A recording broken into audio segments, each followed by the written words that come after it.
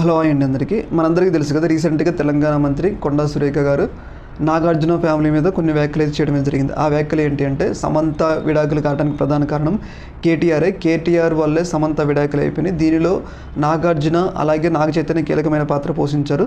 ఒక రకంగా సమంత విడాకులు కావడానికి ప్రధాన కారణం కేటీఆర్ అని చెప్పేసి కొండా సురేఖ గారు చెప్పడం జరిగింది కదా. అయితే ఈ వ్యాఖ్యలకు నిరసనగా సినీ ఇండస్ట్రీ మొత్తం కొండా సురేఖని ఏకదాటిగా ఖండించడం జరిగింది.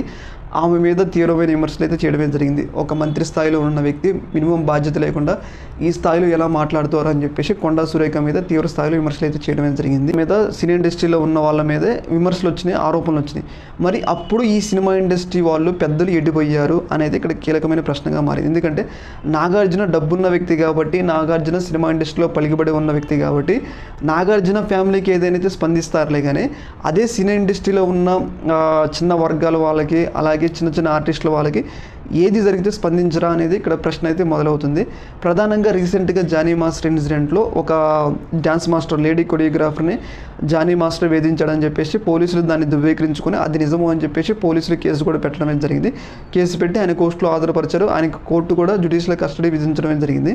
మరి ఇలాంటి సందర్భంలో సినీ ఇండస్ట్రీ మరి ఎవరైతే లేడీ డ్యాన్స్ ఉన్నారో ఆ లేడీ డ్యాన్సర్కి మద్దతుగా మరి జానీ మాస్టర్కి వ్యతిరేకంగా ఒక్కరు కూడా ఎందుకు పోస్ట్ చేయలేదు అనేది ఇక్కడ ప్రధాన ప్రశ్నగా మారింది. అంటే సినిమా ఇండస్ట్రీలో డబ్బున్న వాళ్ళకే న్యాయం ఉంటుంది, డబ్బున్న వాళ్ళకే న్యాయం జరుగుతుందా? డబ్బున్న వాళ్ళకి ఏదైనా జరిగితే మాత్రం సినిమా ఇండస్ట్రీలో ప్రతి ఒక్క హీరో స్పందిస్తాడే, కానీ డబ్బు లేని వాళ్ళకి ఏదైనా జరిగితే స్పందించరా అనేది ఇక్కడ ప్రధాన ప్రశ్నగా మారుతుంది.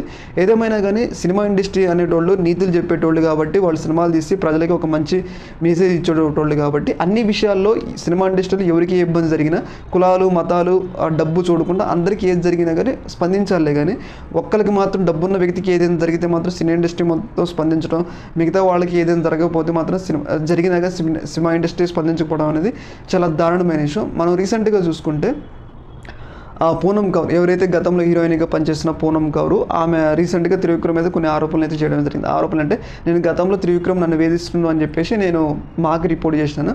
మరి ఆ ఇష్యూలో ఎందుకు స్పందించలేదు, మరి ఇప్పుడు ఎందుకు స్పందించింది అంటే, ఇక్కడ డబ్బున్న వాళ్ళకు ఒక న్యాయమో డబ్బు లేని వాళ్ళకు ఒక న్యాయం అని చెప్పేసి పూనం కౌర్ కూడా సాక్షాత్తు చెప్పింది. మరి అలాంటప్పుడు కూడా ఎవరూ స్పందించలేదు అనమాట. అంటే ఇక్కడ హిపోక్రసీ మనకు అర్థమవుతుంది. అంటే సినిమా ఇండస్ట్రీలో డబ్బున్న వాళ్ళకు ఒక న్యాయం, డబ్బు లేని వాళ్ళకు ఒక న్యాయం అనేది ఇక్కడ క్లియర్గా అర్థమవుతుంది.